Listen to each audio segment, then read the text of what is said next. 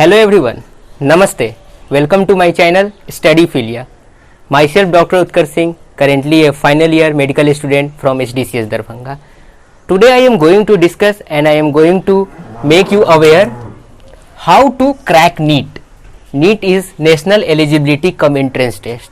अगर आपका सपना एक डॉक्टर बनने का है तो इस वीडियो को देखने के बाद आपको अपने सपने थोड़े नज़दीक आते हुए दिखेंगे। क्यों? क्योंकि मैं बहुत ही आसान तरीका बताऊंगा, लेकिन कंसिस्टेंसी आपको मेंटेन करना है, तरीका मुझे बताना है। आज मैं बताऊंगा कि किसी भी गवर्नमेंट मेडिकल कॉलेज में एडमिशन लेने के लिए जो एग्ज़ाम होती है, जो प्री मेडिकल टेस्ट होता है नीट, उसके लिए कैसे पढ़ाई की जाए और उसमें कैसे अच्छी रैंक लाई जाए, कैसे अच्छे स्कोर किए जाए, उसकी एलिजिबिलिटी क्या है, क्वालिफाइंग मार्क्स क्या हैं, आपकी स्टडी की स्ट्रेटजी क्या होनी चाहिए और आप कौन सी बुक्स फॉलो कर रहे हो। इसके पहले मैंने एक लेक्चर वीडियो बनाया था नेशनल एजुकेशन पॉलिसी पे। उस नेशनल एजुकेशन पॉलिसी NEP 2020 पे मैंने बताया है एक लेक्चर वीडियो, उसे आप जाके जरूर देखिए ताकि आपको एक आइडिया मिलते रहे। न्यू एजुकेशन पॉलिसी जो आई है NEP पर, NEP 2020 पे मैंने एक लेक्चर वीडियो बनाया है और नेशनल रिक्रूटमेंट एजेंसी पे बनाया है जो कि जनरल कंपटीशन का प्रिपरेशन कर रहे हैं, बैंकिंग, SSC या रेलवेज का, उनके लिए।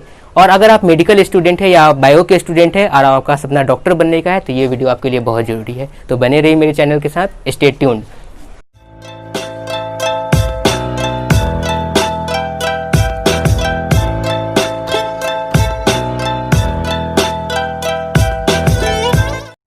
हाँ, तो मैं बात कर रहा था नीट के बारे में, यानी कि national eligibility cum entrance test, pre medical test, medical में मेडिकल कॉलेज में एडमिशन के लिए जो एग्ज़ाम्स होती है उसके बारे में। तो पहले मैं एलिजिबिलिटी क्राइटेरिया की बात करता हूँ। तो आपको 12th में फिजिक्स, केमिस्ट्री और बायोलॉजी, यानी आप बायोलॉजी से 12th पास होने चाहिए, 50% कम से कम स्कोर होना चाहिए PCB मिला के। मतलब आपको इंग्लिश की स्कोर नहीं देखी जाएगी, आपकी फिजिकल एजुकेशन की स्कोर नहीं देखी जाएगी। आप फिजिक्स, केमिस्ट्री, बायोलॉजी में 50% स्कोर से एटलीस्ट पास होने चाहिए। तो ये 50% का जो डेटा है वो कभी 55 हो जाता है, कभी 60 हो जाता है, तो लेकिन ये ज़्यादातर केसेज में 50 ही रहता है। 2021 का सर्कुलर अभी आया नहीं है, जो लोग अभी प्रिपेयर करने वाले हों, या फिर 2020 में 50% ही रखा गया है। कॉलेजेस कौन कौन से इन्वॉल्व होंगे? तो पहले एम्स और जिपमर की एग्ज़ाम्स अलग होती थी और बाकी सारे गवर्नमेंट मेडिकल कॉलेजेस की एग्ज़ाम एक साथ हो जाती थी जब नीट 2016 में पहली बार आया था। लेकिन 2020 से एम्स, जिपमर और सारे गवर्नमेंट और प्राइवेट मेडिकल कॉलेज नीट के थ्रू ही जाएगा, ये हमें याद रखना है, both MBBS and BDS degree. अब बात करते हैं नंबर ऑफ क्वेश्चंस की। तो 180 क्वेश्चंस होते हैं टोटल, और एक क्वेश्चन सही अगर हो रहा है तो 4 मार्क्स का होता है, यानी टोटल मार्क्स की बात करें तो 720 मार्क्स का टोटल होता है। क्वालिफाइंग मार्क्स प्राइवेट कॉलेज के लिए, मतलब कम से कम इतना मार्क्स आपको चाहिए जितना में आप क्वालिफाई कर जाओ, तो वो है 160। यानी कि अगर आपने 40 क्वेश्चन सही बना दिया तो आप किसी भी प्राइवेट कॉलेज में आराम से एडमिशन ले सकते हो। हर प्राइवेट कॉलेज का अपना अपना स्कोर कार्ड निकलता है उसके कट ऑफ के अकॉर्डिंग। तो ये 160 का स्कोर पाना आसान है। 40 क्वेश्चंस अगर आप रेगुलर पढ़ाई कर रहे हो वैसे भी तो आप पा सकते हो। लेकिन हमारा मेन मकसद क्या होना चाहिए? गवर्नमेंट कॉलेजेस में सीट्स चाहिए हमें। तो उसके लिए स्कोर आप देख सकते हैं कट ऑफ कितनी हाई है, 580 के आसपास जाती है। लास्ट ईयर 540 गई थी, 550, 560 ऐसे जाती है। तो हम एक ग्रॉस लेके, एक एवरेज लेके चल रहे हैं कि एटलीस्ट 580 मार्क्स हमें चाहिए। अच्छा, अब general category, OBC, SC ST या फिजिकली हैंडीकैप्ड के लिए ये डेटा ऊपर नीचे होता रहता है। जैसे 580 है तो OBC के लिए हो सकता है ये 560 हो, SC ST के लिए हो सकता है ये डाटा 440 या 450 तक हो। लेकिन मैं नॉर्मली अनरिजर्व सीट्स की बात करूंगा, यानी 580 जो हमारा कट ऑफ मार्क्स है, जिसमें कोई भी स्टूडेंट आराम से क्वालिफाई करके गवर्नमेंट कॉलेज पा सकता है, वो स्कोर है 580 का। बहुत इजी डेटा है। फिजिक्स के 45 क्वेश्चंस पूछे जाते हैं, केमिस्ट्री में 45 पूछी जाती है और बायोलॉजी की 90 क्वेश्चंस पूछी जाती है। इसमें हमें कितना सही करना है और कितना गलत करना है और कितना छोड़ना है। सही बनाने के चक्कर में गलत नहीं बनाना है, क्योंकि गलत के बारे में सबको पता है कि इसमें माइनस मार्किंग होती है, यानी निगेटिव मार्किंग होती है। तो अगर आप एक क्वेश्चन गलत कर रहे हो तो आपका 1 मार्क्स चला गया। कहने को तो ये 1 मार्क्स जा रहा है, लेकिन अगर आप इसको ध्यान से देखें तो आपने एक क्वेश्चन गलत किया तो आपके एक्सपेक्टेशन से सीधे 5 मार्क्स आप नीचे जा रहे हो। एक क्वेश्चन गलत किया आप सीधे 5 मार्क्स नीचे चले गए। तो क्वेश्चन अगर आप छोड़ रहे हो तो 4 ही मार्क्स नीचे जा रहे हो, लेकिन गलत कर रहे हो तो 5 मार्क्स जा रहे हो। तो ये हमें ध्यान रखना है। तो छोड़ सकते हैं आप क्वेश्चन को, लेकिन गलत आपको ज़्यादा नहीं करना है। तो फिजिक्स के 45 में 30 आपको सही बनाना है, ये सोच कर चलना है।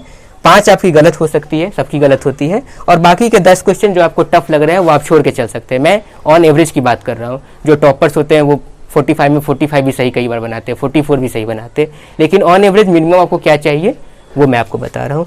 तो ये 115 मार्क्स आपको फिजिक्स से आपने गेन कर लिए। केमिस्ट्री की मैं बात करूँ, क्योंकि 30 × 4 -5 115।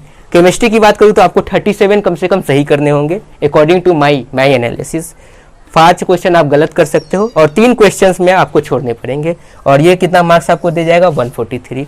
बायोलॉजी में कहने को तो 85 प्लस लोग सही करते हैं, लेकिन मैं 82 ही लेकर चल रहा हूँ। 82 अगर आपकी सही होती है, 5 क्वेश्चन आप इसमें भी गलत कर दिए, 3 आप छोड़ सकते हैं। अगर आपको टफ लग रहा है या फिर कोई डेटा या स्टैटिक्स पे क्वेश्चन आ गया, आप उसको छोड़ के आगे बढ़ सकते हैं। आपको अगर याद नहीं है तो बिना काम के नहीं जानते हुए टिक करना गलत हो जाएगा। तो आपको 323 टोटल मार्क्स हो गए, यानी टोटल आप 581 मार्क्स पा गए, यानी आप सेफ जोन में हैं।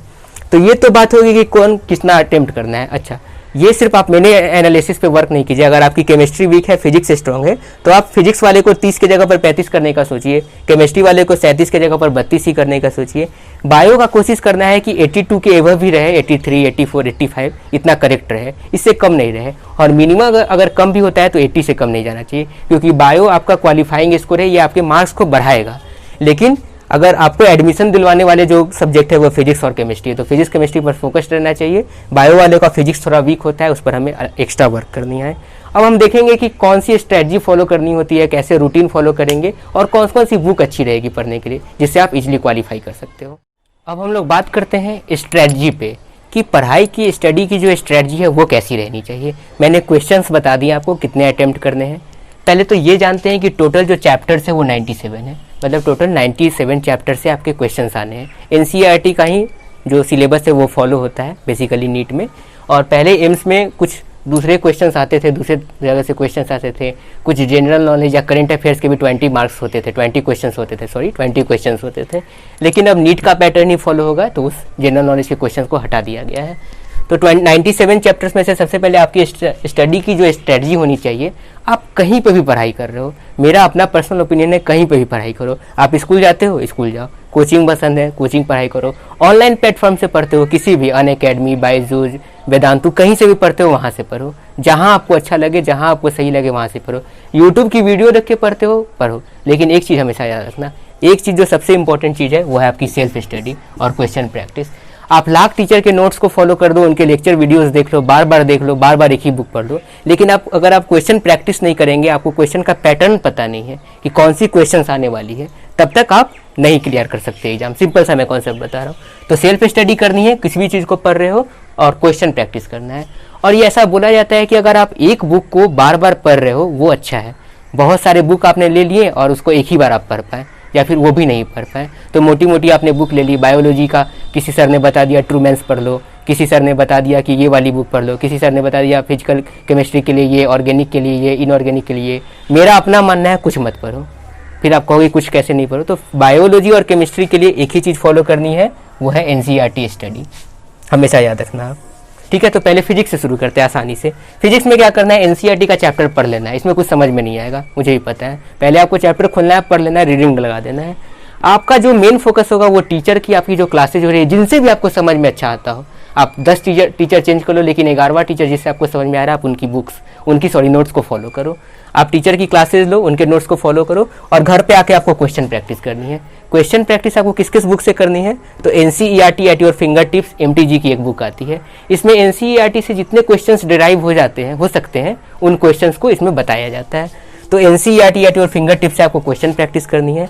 अगर एनसीईआरटी का कोई कॉन्सेप्ट आपको समझ में नहीं आ रहा है, तो respected professor S C Verma साहब की बुक्स आती है कॉन्सेप्ट्स ऑफ फिजिक्स, उसका वॉल्यूम 1 और वॉल्यूम 2 वो बुक रखना है। हर चैप्टर उससे नहीं पढ़ना है, लेकिन जो एनसीईआरटी में जो टॉपिक नहीं समझ में आ रहा है, आप रेफरेंस के तौर पे एस सी वर्मा सर की बुक यूज कर सकते हो। बहुत अच्छा लिखा है सर ने, बहुत अच्छे से एक्सप्लेन किया है। उसके अलावा अगर आपको न्यूमेरिकल आपका बहुत कमजोर है, आपको मैथमेटिक्स वीक थी, आपकी न्यूमेरिकल बहुत कमजोर है, तो छोटी सी पतली सी बुक आती है। अब हमारे बिहार के ही प्रोफेसर है एम करीम साहब की पतली सी बुक आती है। आप वहाँ से जो न्यूमेरिकल प्रॉब्लम है वो बनाना आप शुरू करो। और क्वेश्चन बैंक जो कि प्रीवियस 20 ईयर्स का एटलीस्ट क्वेश्चन होना चाहिए, नीट का या एम्स का, आप किसी भी चीज़ का क्वेश्चन बैंक ले लो, किसी भी पब्लिकेशन का, अरिहंत ले लो, एमटीजी ले लो, उससे मतलब नहीं है, आपको क्वेश्चन प्रैक्टिस करनी है। हर टॉपिक जो आप पढ़ते हैं उसका क्वेश्चन प्रैक्टिस मैक्सिमम होना चाहिए। फिजिक्स और केमिस्ट्री के लिए ऐसा माना गया है कि एटलीस्ट एक टॉपिक से 100 क्वेश्चंस आपको प्रैक्टिस करने हैं, जिस भी टॉपिक को आपने पढ़ा। और बायोलॉजी में ये क्वेश्चन बढ़ के 200 हो जाती है, क्योंकि बायोलॉजी के हर फैक्ट से एक क्वेश्चन बन सकता है। तो फिजिक्स के बारे में हम लोगों ने समझा। केमिस्ट्री में भी वही काम करना है, इसमें एनसीईआरटी फॉलो करना है। कोई साइड बुक फॉलो नहीं कीजिए, कोई रेफरेंस बुक फॉलो नहीं कीजिए, किसी की जरूरत नहीं है। एनसीईआरटी एक बार पढ़िए, 2 बार पढ़िए, 10 बार पढ़िए, एक एक न्यूमेरिकल, एक एक फॉर्मूलेज को और एक एक रिएक्शन को आपको याद कर लेना है, चाहे वो ऑर्गेनिक हो, फिजिकल हो, इनऑर्गेनिक हो। फिजिकल हो तो न्यूमेरिकल बनाइए फिजिकल केमिस्ट्री में। क्वेश्चन की प्रैक्टिस, जिस भी टीचर के नोट्स को फॉलो करते हो उस टीचर के नोट्स को फॉलो कीजिए, लेक्चर को फॉलो कीजिए, क्वेश्चन की प्रैक्टिस कीजिए। क्वेश्चन के प्रैक्टिस के लिए इसमें भी वही बुक मैं रिकमेंड करूंगा, NCERT at your finger tips. इसमें केमिस्ट्री के सारे क्वेश्चंस मिल जाएंगे आपको। और उसके साथ साथ एमटीजी हो गया, अरिहंत हो गया, कोई सा भी क्वेश्चन बैंक फॉलो कीजिए, बहस नहीं है, बस क्वेश्चन प्रैक्टिस होनी चाहिए। अलग अलग तरह का क्वेश्चन आप प्रैक्टिस करो। बायोलॉजी की बात करता हूँ तो बायोलॉजी में आपका टीचर भी एक ही है, आपका बुक भी एक ही है, वो है एनसीईआरटी। कोई टॉपिक नहीं समझ में आ रहा है एनसीईआरटी से, किसी भी टीचर से समझ लो। घर में बड़े भाई है वो बायोलॉजी पढ़े, उनसे आप समझ लो। किसी भी टीचर से समझ लो, जिससे आपको समझ में आता है उनसे समझ लो। कोई आप यूट्यूब चैनल को सब्सक्राइब कर लो, जैसे मेरी ही चैनल है, मैं ही कुछ कुछ ऐसे बायोलॉजी के टॉपिक्स डालता रहूँगा बीच बीच में। आप मुझे कमेंट सेक्शन में पूरी बोल भी सकते हो कि आप इस टॉपिक आप समझा दिए, ये टॉपिक मुझे नहीं समझ में आ रहा है, मैं बायोलॉजी की टॉपिक बना के डाल दूंगा। या किसी भी टीचर को आप फॉलो करते हो, सब टीचर अच्छा पढ़ाते हैं, तो वो एनसीईआरटी स्टडी के बाद थोड़े टीचर को फॉलो करना है। और क्वेश्चन बैंक इसमें भी NCERT at your finger tips और अरिहंत या एमटीजी की आप क्वेश्चन बैंक लेकर आओ और आज से शुरू हो जाओ। कितना आसान है, मैंने बहुत ज़्यादा कुछ तो नहीं बताया, एक बुक बताया जो आपका बाइबल होगा इसमें, वो है एनसीईआरटी। तीनों सब्जेक्ट की एनसीईआरटी पढ़नी है आपको, केमिस्ट्री और बायोलॉजी थोड़ा अच्छे से पढ़ना है। फिजिक्स की एनसीईआरटी थोड़ी टफ लिखी हुई होती है तो उसको बस एक बार पढ़िए।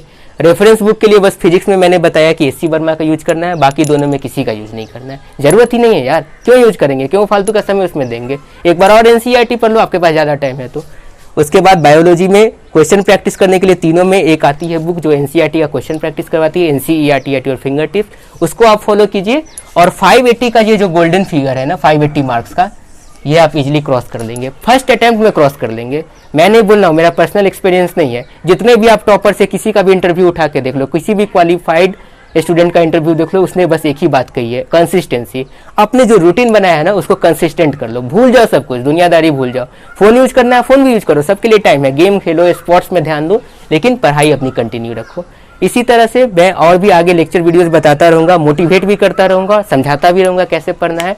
चैनल को शेयर कीजिए, अपने छोटे भाई बहन जो भी आपके घर में पढ़ने वाले बच्चे हैं जो मेडिकल का प्रिपरेशन कर रहे हैं, उनसे ये वीडियो साझा कीजिए, उनको समझाइए, उनको दिखाइए। लाइक सब्सक्राइब कीजिए चैनल को और अपना सपोर्ट देते रहिए। इसी तरह के वीडियो के लिए फिर मिलेंगे हम लोग स्टडी फीलिया पर। तब तक के लिए टेक केयर, जय हिंद।